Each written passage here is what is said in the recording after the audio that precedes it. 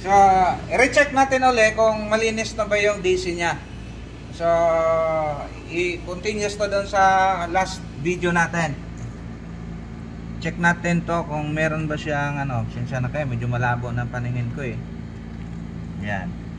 Then, ipa-ground tayo. Ayun. Auto natin. So, 42 volts pure DC. Lipat natin sa positive. Okay naman yung kanina eh. Yan. Auto. Ayan, 42.8 volts pure DC. Positive. Okay. So good na yan. Ngayon, tingnan natin yung output niya. Kung malinis ba. Lagyan mo ng 1 kHz. 1 kHz. Search mo lang. 1 kHz. 1 kHz. DC. Yan.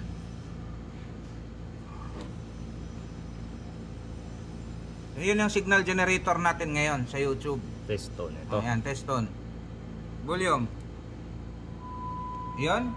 Auto natin. Tingnan natin kung maganda ba yung out niya. Oh. Dati, yung unang-unang video natin, may sumasabay niya na ano sa ilalim, negative. Tumatalon o parang lumalaktaw. Yun yung hindi na, ano siya, hindi na filter yung negative dahil bloated na nga eh. Yun yung sira oh. Ayan oh. Then, tingnan natin yung kabilang side.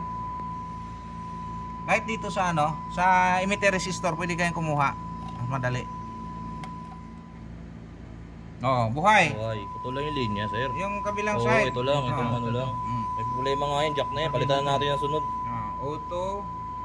Ayan. Malinis na. Hindi na ano. Malinis na.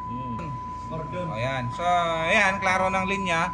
So, ang frequency input natin sa signal generator o testo natin is 1 kHz.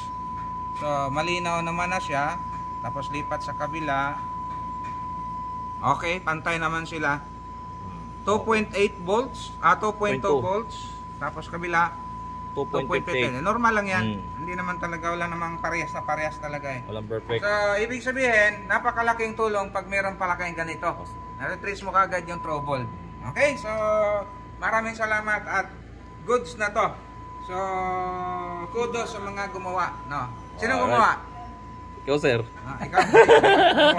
Gumawa. Okay ba?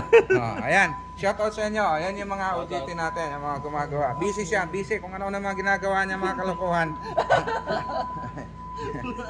Oh, ba't nagtago ka dyan? Oh.